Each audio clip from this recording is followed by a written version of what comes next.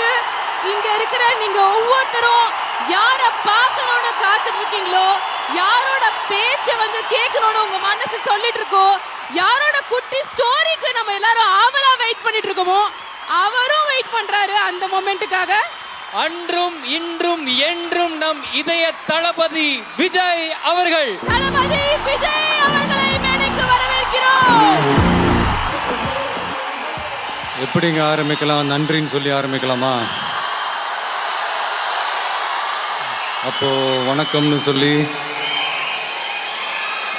இல்லைன்னா என் மனசில் இருக்கிற என்னுடைய எண்ணங்களை பேசி இப்படி ஒரு மேடை அமைந்ததற்கு அப்படி ஆரம்பிப்போமா? சரி, ரைட்டு, புரிஞ்சு போச்சு. என் நெஞ்சில் குடியிருக்கும்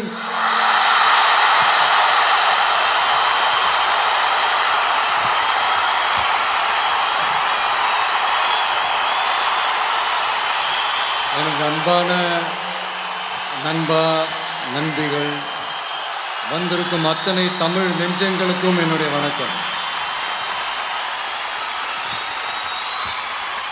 நம்ம போகிற பயணம் நிறைவாக இருக்கணும்னா நம்ம தேர்ந்தெடுக்கிற பாதை சரியாக இருக்கணும்னு சொல்லுவாங்க.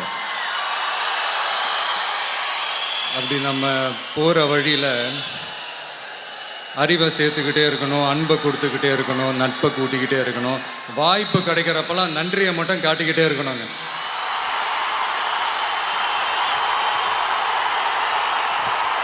அப்படி ஒரு நன்றி சொல்கிற ஒரு விதமாக தான், ஏன்னா நீங்கள் எல்லோரும் எனக்கு அவ்வளோ ஒரு அன்பு கொடுத்துருக்குறீங்க. அப்படி ஒரு நன்றி சொல்கிற ஒரு விழாவாக தான் இந்த மாதிரி ஒரு மேடை எனக்கு வந்து மிகப்பெரிய ஒரு வாய்ப்பு. என்னை உருவாக்கிய ஒளிகளுக்கு என்னுடைய நன்றிகளும் என் முத்தங்களும்.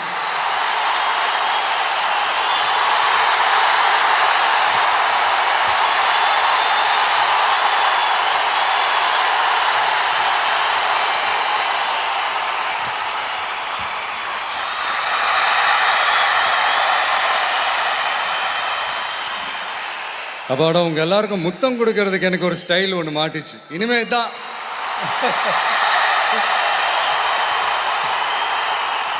ஃபர்ஸ்ட் ஆஃப் ஆல் என்னுடைய ப்ரொடியூசர் தில்ராஜு சார், அவர் ஃபஸ்ட்டு தெலுங்கில் டிஸ்ட்ரிபியூட் பண்ண படம் பேர் வந்து தில், அதனால தான் அவருக்கு அந்த தில்ராஜு அப்படின்ற அந்த பேர்.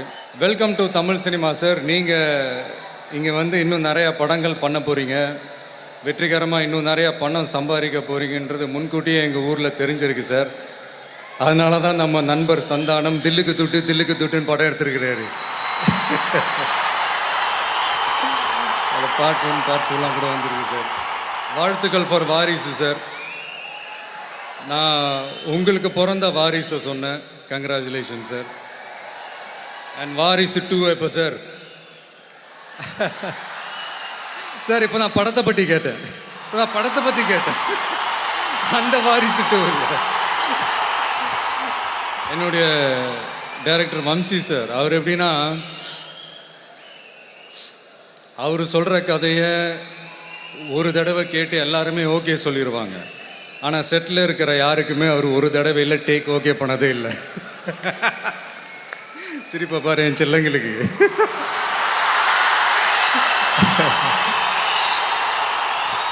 என்ன சொல்ல வரேன்னா, அவர் நினச்சது ஸ்க்ரீனில் வர வரைக்கும் அவர் சின்சியராக ஒர்க் பண்ணக்கூடிய ஒரு டைரக்டர்னு நான் சொல்ல வந்தேன். யாரும் தப்பாக எடுத்துக்க வேணாம்.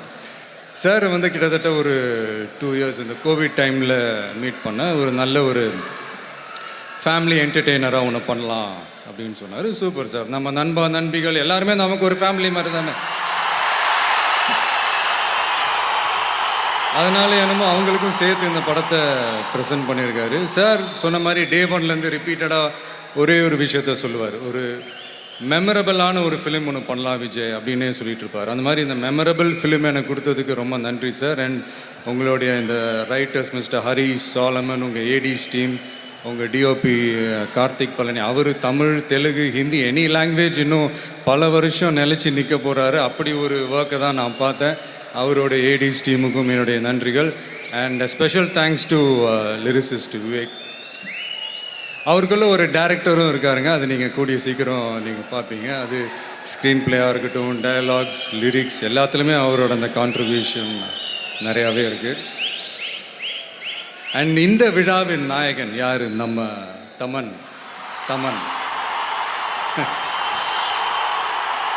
அவர் ஸ்டுடியோவுக்கு போனீங்கன்னா ஃப்ளூட்டை வச்சு கூட ட்ரம்ஸ் தான் வாசிச்சுட்டு இருப்பார். அப்படி ஒரு எனர்ஜி அவர். பாட்டை போட சொன்னால் பூரா பீட்டாக போட்டு வச்சிருக்கிறார்ல. இந்த படத்தினுடைய ஒரு அடித்தளமான ஒரு சாங் ஒன்று இருக்குங்க. அதில் நீங்கள் எல்லோரும் கேட்டிருப்பீங்க, அந்த அம்மா சாங். அதுதான் இந்த படத்தினுடைய ஒரு ஜீவன், ஒரு லைஃப்னு நான் சொல்லுவேன். ஸ்பெஷலாக அந்த சாங்குக்கு என்னுடைய பாராட்டுகள் தமன் அண்ட் ஒர்க் பண்ண அத்தனை மியூசிஷியன்ஸுக்கும் என்னுடைய நன்றிகள். அண்ட் சரத்குமார் சார், அவருடைய உற்சாகம், இந்த எனர்ஜிலாம் பார்க்கும்போது அவர் இன்னும் சரத்குமரன் தான். வாரிசு வீட்டில் அவருடைய நாட்டாமை தான், என்ன சார்? அண்ட் ஜெயசுதா அம்மா, இத்தனை வருஷம் கழிச்சிங்க, இன்றைக்கி இருக்கிற ஜென்ரேஷன் கூட அவங்க நடிப்பை பார்த்து கனெக்ட் ஆகிறாங்கன்னா அது வந்து சாதாரணமான விஷயம் இல்லைங்க. அவங்க இருக்கிற இடமா இருந்தாலும் சரி, அது படமாக இருந்தாலும் சரி, அது வந்து ஜெயம்தான். ஸோ நன்றிம்மா. அண்டு பிரபு சார், அவர் எப்படின்னா இப்போ பெரும்பாலான படத்தில் பார்த்தீங்கன்னா அவர் அப்பா, ஆனால் பழகி பாருங்கள் அவர் வந்து ஒரு குழந்தை. இதுதான் நம்ம பிரபு சாரை பற்றி சொல்லணும். அண்டு இவரை பற்றி சொல்லணுன்னா, நீங்கள் படத்தில் வில்லன்னு சொல்லி பாருங்களேன், உங்களுக்கு நிறையா பேர் மைண்டுக்கு வரும். ஆனால் செல்லம் அப்படின்னு சொல்லி பாருங்க, இவர் பேர் மட்டும்தான் மைண்டுக்கு வரும். அது நம்ம முத்துப்பாண்டி பிரகாஷ்ராஜ் சார். கிட்டத்தட்ட ஒரு 13 இயர்ஸ் மேலே இந்த படத்தில் சேர்ந்து ஒர்க் பண்ணுறோம். அது ஒரு சிவகாசி மாதிரியோ போக்கிரி மாதிரியோ, இதுலேயும் வந்து அந்த காம்பினேஷன் கில்லி மாதிரியோ, இதுலேயும் வந்து அந்த காம்பினேஷன் நல்லா ஒர்க் அவுட் ஆகும்னு நான் நம்புகிறேன் சார். Thank you sir. அண்ட் என்னுடைய 2 பிரதர்ஸ் யார், Sham and Srikanth sir. Srikanth sir வந்து கிட்டத்தட்ட ஒரு 100 படத்துக்கு மேலே ஒரு ஹீரோவாக நடிச்சுட்டு இதில் எந்த ஈகோவும் பார்க்காம எனக்கு வந்து ஒரு பிரதராக நடித்து கொடுத்துருக்குறாங்க. படம் ஆரம்பிக்கும் போது ஒரு பிரதர் அப்படின்னு தான் இருந்தோம், பட் போக போக உண்மையிலே ஒரு ப்ரோ ஆகிட்டார். அண்ட் சேம் வித் ஷாம் வந்து கிட்டத்தட்ட ஒரு குஷி டைம்லேருந்தே நல்ல பழக்கம், நல்ல நண்பர். ஒரு லஞ்சாக இருக்கட்டும், ஒரு டின்னராக இருக்கட்டும், ஷாம் இல்லாமல் அது நடக்கவே நடக்காது. ஷாம் தான் அந்த இடத்தையே அப்படியே கலகலப்பாக வச்சுருப்பாப்புல. என்னுடைய ஒரு மிகப்பெரிய ஒரு எனர்ஜி ஃபேக்டர்னு சொல்லலாம் Sham. So thank you Sham and thank you Srikanth sir. இந்த மாதிரி நிறையா ஹீரோஸும் இதில் நடிச்சிருக்காங்க. லைக் சரத் சாராக இருக்கட்டும், ஷாம், ஸ்ரீகாந்த் சார், இந்த மாதிரி நிறையா ஹீரோஸும் நடிச்சிருக்காங்க. பட் யோகி பாபு மட்டும் அவரும் ஹீரோ தான் இல்லை, யோகி பாபு ஹீரோ தானே. இப்போ யோகி பாபுவை பற்றி சொல்லணுன்னா, ஒரு காலத்தில் எப்படியாவது ஒரு படத்துலையாவது நடிச்சிடணும், ஒரு படத்துலையாவது நம்ம தலையை காட்டிடணுன்ற அந்த ஒரு விடாமுயற்சி இருக்குல்ல. ஆனால் இன்றைக்கி பாருங்கள், தங்களுடைய படத்தில் யோகி பாபு நடிக்க வச்சே தீரணும்னு அந்த ஒரு விடாமுயற்சி. அது உண்மையிலே அந்த வளர்ச்சி வந்து உண்மையிலே சந்தோஷம் யோகி. அண்ட் வந்து என்னுடைய தீதி குஷ்பு தீதி, அது என்னமோ தெரிலங்க, அவங்க முகத்தை பார்த்தாலே ஆட்டோமேட்டிக்காக நான் வந்து சின்ன தம்பி டேஸுக்கு போயிடுவேன். நான் அடிச்சு பிடிச்சி அந்த படத்தை போய் பார்த்தது, கமலா தேட்டரில் டிக்கெட் வாங்கி போய் பார்த்தது, நான் என் ஃப்ரெண்ட்ஸை கூப்பிட்டு போய் படம் பார்த்தது, நான் என் கேர்ள் ஃப்ரெண்டை கூப்பிட்டு போய் அந்த படம் பார்த்தது. அந்த கேர்ள் ஃப்ரெண்டு பேரு அண்ணா, நீங்கள் அந்த கேர்ள் ஃப்ரெண்ட் பேர் என்னன்னு மட்டும் சொன்னீங்கன்னா உங்கள் சார்பாக நாங்கள்லாம் அவங்களோட பேரை நெஞ்சில் பச்சை குத்திப்போம். இருப்போம், நல்லா போயிட்டு இருக்கு. குஷ்பு தீதி வந்து ஒரு சின்ன கேரக்டர் தான், அதை அவங்க ஒத்துக்கிட்டு பண்ணது வந்து உண்மையிலே ரொம்ப சந்தோஷம். அதே மாதிரி எஸ்ஜே சூர்யா, நீங்கள் இன்னும் வந்துட்டீங்க, இன்னும் கொஞ்சம் தான், அப்படியே ஜம்ப் பண்ணி அந்த இடத்த பிடிச்சிருங்க, தக்க வச்சுக்கோங்க. உங்களோட ட்ரீம் எல்லாம் இன்னும் கொஞ்ச நாளில் இன்னும் 100% ஃபுல்ஃபில் ஆக போகுது. குஷ்பு தீதி மாதிரியே சூர்யாவுக்கும் வந்து அந்த ஸ்க்ரீன் ஸ்பேஸ் வந்து ரொம்ப கம்மி தான்,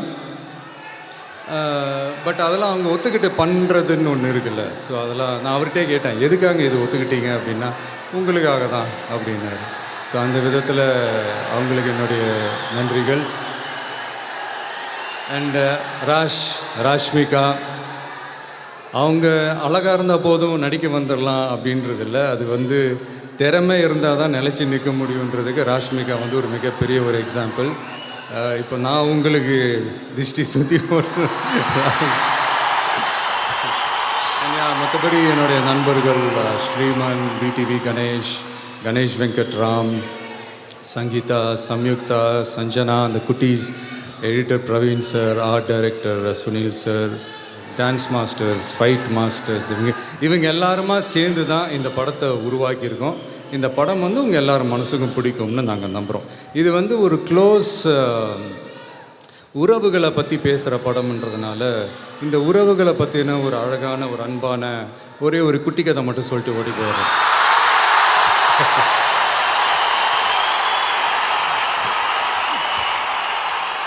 ஒரு ஃபேமிலி, அதில் அம்மா அப்பா அண்ணன் தங்கச்சி. அப்பா வந்து டெய்லி வேலைக்கு போயிட்டு வரும்போது 2 சாக்லேட் வாங்கிட்டு வருவார். அந்த சாக்லேட்டை 2 பசங்களுக்கும் கொடுப்பாரு. தங்கச்சி பாப்பா அந்த சாக்லேட்டை உடனே சாப்பிட்ரும். அண்ணன் வந்து அடுத்த நாள் அந்த சாக்லேட்டை ஸ்கூலுக்கு எடுத்துகிட்டு போகணுன்னு சொல்லிட்டு அதை ஒரு இடத்துல அப்படியே மறைச்சி வைப்பார்.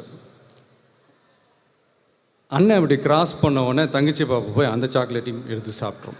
இது வழக்கமாக நடந்துக்கிட்டே இருந்திருக்கு.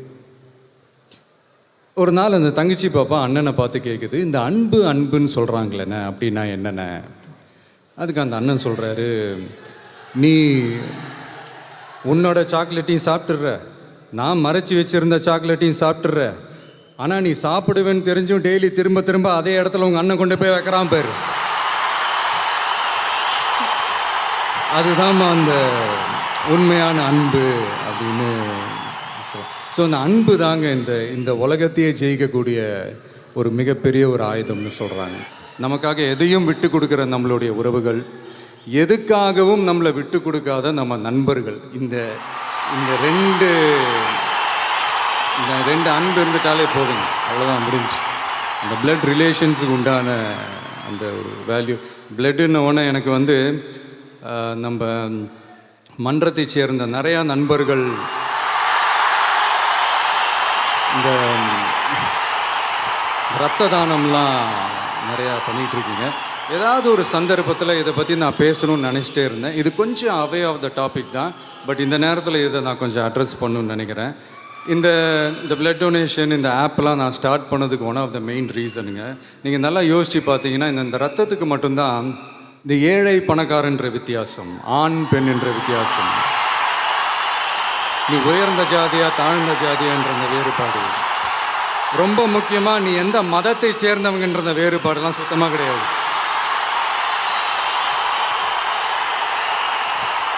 உங்கள் பிளட் குரூப் மேட்ச் ஆனாலே போதும், அவ்வளோதான். நீங்கள் பிளட் டொனேட் பண்ண வரவங்க கிட்ட நீ என்ன ஜாதி, என்ன மதம், உன் ஜாதகம் என்ன, பிறந்த டைம் என்ன, இதெல்லாம் நம்ம கேட்டுட்டு இருக்க போகிறதில்ல இல்லைங்களா? நாம தான், மனிதர்களாகிய நாம தான் இதெல்லாம் வந்து அப்படியே பேசி அப்படியே பிரித்து பார்த்து வாழ்ந்து பழகிட்டோம். ரத்தத்துக்கு அதெல்லாம் கிடையவே கிடையாது. ஸோ நான் என்ன சொல்ல வரேன்னா, அட்லீஸ்ட் இந்த ஒரு நல்ல குவாலிட்டியாவது நம்ம ரத்தத்துக்கிட்டேருந்து கற்றுக்கணும்னு சொல்ல வரேங்க. அதனால தான் இதெல்லாம் நான் ஸ்டார்ட் பண்ணதுக்கு one of the main reason. இந்த ஆப்பில் வந்து கிட்டத்தட்ட ஒரு 1000 பேர்கிட்ட டோனர்ஸாக ஜாயின் பண்ணியிருக்காங்க. அதில் ஒரு 2000 பேர்கிட்ட பிளட் டொனேட் பண்ணியிருக்காங்க. எல்லாம் நம்ம நண்பர்கள் தான். நல்லா இருப்போம் எல்லோரும் நல்லா இருப்போம். அண்ட் இதுக்கு வந்து ரொம்ப முக்கிய காரணம்ங்க, அவர் என்னுடைய மன்ற தலைவர்னு சொல்லலாம், என்னை கைட் பண்ணி கூட்டிகிட்டு போகிற என்ன வேணால் சொல்லலாம், மிஸ்டர் ஆனந்த் சார். அவருக்கும் மன்றத்தை சேர்ந்த என்னுடைய நண்பர்களுக்கும் தான் இந்த முழு கிரெடிட்டும் இந்த நன்றிகளும். ஏன்னா நான் வந்து என்னோடய ஆசைகளையும் விருப்பத்தையும் அப்பப்போ நான் சொல்கிறது உண்டு. இந்த மாதிரி ஒரு குருதியகமோ விழியகமோ விலையில்லா விருந்தகமோ இதெல்லாம் ஸ்டார்ட் பண்ணி பண்ணுங்கள், எப்படி போகுதுன்னு பாருங்கன்னு சொல்கிறது உண்டு. பட் அதெல்லாம் செயல்படுத்துறது, நடைமுறைப்படுத்துறது வந்து அவங்க தான் சொன்ன மாதிரி அவங்களுக்கு தான் இந்த கிரெடிட்லாம் போய் சேரும். ஸோ பிடிச்சிருந்தா எடுத்துக்கோங்க, இல்லைன்னா விட்டுருங்க. மறுபடியும் வந்திருக்கும் அத்தனை தமிழ் நெஞ்சங்களுக்கும் என்னுடைய நன்றிகள். வாங்க வாங்க வாங்க சார். எப்போதும் போல நாங்கள் ஆசைப்பட்ட அந்த குட்டி கதையெல்லாம் நீங்கள் பேசிட்டீங்க. பட் நீங்கள் வருஷத்துக்கு ஒரு தடவை தான், இல்லை 2 வருஷத்துக்கு ஒரு தடவை தான் இந்த மாதிரி வந்து ஒரு ஆடியோ லான்ச்சுக்கு வந்து மக்களை மீட் பண்ணுறது. ஸோ அவங்க சார்பாக சில கேள்விகள் வச்சுருக்கோம், கேட்கலாமா? வித் உங்கள் பெர்மிஷன் கேளுங்க. Super sir. ஃபர்ஸ்ட் வந்து தளபதி அப்படின்னாலே உங்களோட சிரிப்பு எங்களுக்கு போத, உங்களோட ஸ்டைல் எங்களுக்கு போத, உங்களோட நடிப்பு, டான்ஸு எல்லாமே எங்களுக்கு ஒரு போதை சார். பட் தளபதிக்கு என்ன விஷயம் போத?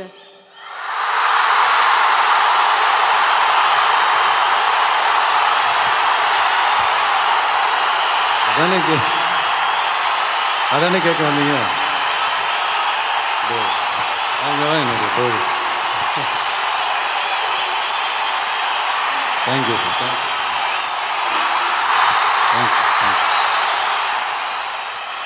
சிம்பிளா சொல்லிட்டீங்க. அடுத்த கேள்வி இதுவும் வந்து ரசிகர்கள் சார்பாக தான் கேட்குறேன். 30 years of this phenomena called தளபதி, அதை வந்து நாங்கள் இந்த மாதம் ஏர்லியராக கொண்டாடினோம். 30 வருஷம் உங்களோட படங்கள், அதில் உள்ள வெற்றிகள், இது எல்லாத்தையும் நாங்கள் பார்த்து ரசித்து கொண்டாடிட்டோம். ஆனால் அந்த வெற்றிகளுக்கு பின்னாடி இருக்கிற விஷயம், அது உங்களுக்கு மட்டுமே தெரிஞ்ச விஷயம். எத்தனையோ போராட்டங்கள், எத்தனையோ சவால்கள், எத்தனையோ பிரச்சனைகள், அதை நீங்கள் சந்திச்சிட்டும் இருக்கீங்க இப்போ வரைக்கும். எல்லாத்தையும் அந்த சிம்பிளான ஒரு ஸ்மைலோட அப்படி ஹேண்டில் பண்ணிடுங்க சார். எப்படி பண்ணுறீங்க அதை? அப்படி பழகி போச்சுமா.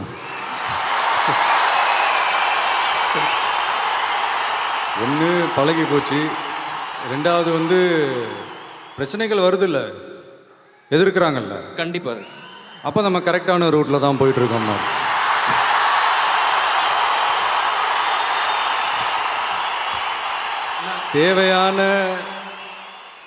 தேவையான விமர்சனமும் தேவையில்லாத எதிர்ப்பும் தான் நம்மளை ஓட வைக்கும். நான் எனக்கு ஒரு கேள்வி. எந்த போட்டி வந்தாலும் எது வந்தாலும் உங்கள் கண்ணில் நாங்கள் பயத்தை பார்த்ததே இல்லையே, எப்படின்னு உங்களை தேடி வர்ற அந்த போட்டிகளெல்லாம் நீங்கள் எப்படி நான் சமாளிக்கிறீங்க? இதே விஷயந்தான். நான் வேறு மாதிரி ஒன்று சொல்ல நான் ட்ரை பண்ணுறேன். அது உங்களுக்கு கனெக்ட் ஆகுதான்னு பாருங்கள், கொஞ்சம் இன்ட்ரெஸ்டிங்காக இருக்கும்னு நினைக்கிறேன். இது ஒரு 2வது குட்டி கதைன்னு வச்சுக்கோங்களேன். பட் ஒரு உண்மை கதைன்னு சொல்லலாம். 1990களில் எனக்கு போட்டியாக ஒரு நடிகர் உருவானார்.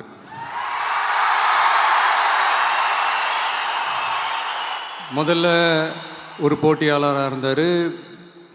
போக போக அதுவே ஒரு சீரியஸான போட்டியாளராக மாறினார். அவர் வெற்றி மேலே உள்ள பயத்தில் நானும் வளர ஆரம்பித்தேன். நான் போன இடத்துக்கெல்லாம் அவரும் வந்து நின்னார். நான் இந்த அளவுக்கு வளர்கிறதுக்கு காரணமாக இருந்தார். அவரை தாண்டணுங்கிற முயற்சியில் நானும் போட்டி போட்டுக்கிட்டே இருந்தேன்.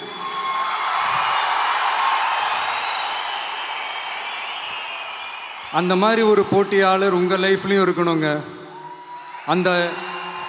அந்த போட்டியாளர் உருவான வருடம் 1992. அந்த போட்டியாளரின் பெயர் ஜோசப் விஜய்.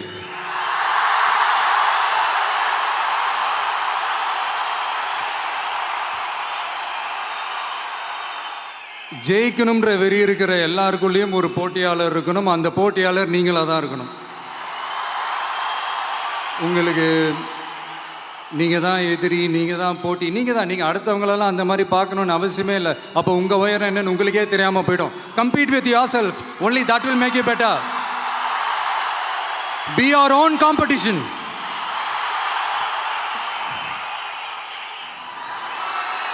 தேங்க்யூ.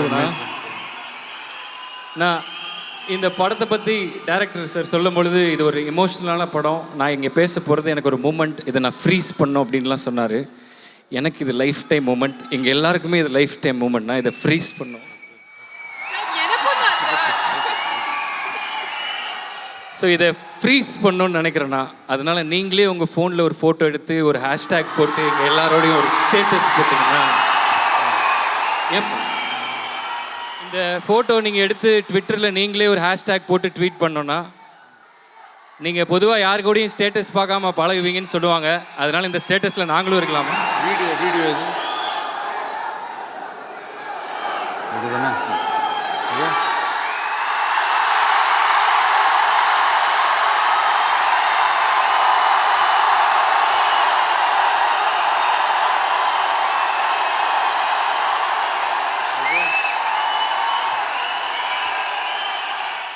இது வந்து எனக்கு ட்வீட்லாம் பண்ண தெரியாது. நான் என் அட்மின் கூப்பிட்டுமா? Sir, Jagadish sir, admin sir,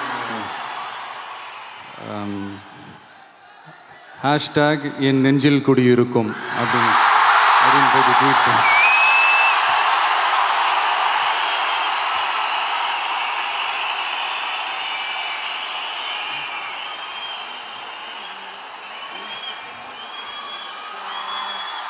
கட்டு மல்லி கட்டி வச்சா வட்ட கருப்பு பொட்டு வச்சா சந்திரனில் 2 வச்சா சாரப்பாம்பு இடுப்ப வச்சா நட்சத்திர தொட்டி வச்சா கரும்பு கோடி நெத்தி வச்சா இஞ்சி வெட்டி கண்ணம் வச்சா இம்மா துண்டு வைக்க வச்சா நெத்தி போட்டில் என்ன தூக்கி பொட்டு போல வச்சவள சுத்துப்பட்டு ஊற பார்க்க கண்ணு பட்டு வந்தவள தெத்து பல்லு வாரத்தில் உச்சி கட்டும் நேரத்தில் பட்டுன்னு பத்திய உச்ச கட்டம் தொட்டவளே ரஞ்சிதமே ஹே ரஞ்சிதமே ஹே ரஞ்சிதமே ரஞ்சிதமே மனசு காலைக்கும் மந்திரமே ரஞ்சிதமே ரஞ்சிதமே ஒன்ன ஓதடு வலிக்க கொஞ்சனமே அடி ரஞ்சிதமே ரஞ்சிதமே மனசு காலைக்கும் மந்திரமே ரஞ்சிதமே ரஞ்சிதமே ஒன்ன ஓதடு வலிக்க கொஞ்சனமே அப்பா இது மானசி எங்கம்மா இருக்கீங்க? பிச்சிட்டீங்க அந்த முக்கியமாக அந்த கடைசி அந்த 1 நிமிஷம் நான் ஒரு மீம் ஒன்று பார்த்தேன், ரொம்ப என்ஜாய் பண்ணேன். அது ஆக்சுவலாக அது மாதிரி தான் நடந்தது. நான் பாடிட்டு நான் வீட்டுக்கு போயிட்டேன். அதுக்கப்புறம் தான் இப்படி ஒரு சம்பவமே நடந்தது. சூப்பராக இருந்தது மானசி. அண்ட் சிம்பு எனக்கு என்ன சொல்கிறதுன்னு தெரில. Simbu, I was really touched by your gesture. Thank you so much. And same with Anirudh. நீங்களும் ஒரு பாட்டு பாடியிருக்கீங்க, ரொம்ப நன்றி. And yeah, Merry Christmas and Happy New Year to you all. Have a great year ahead.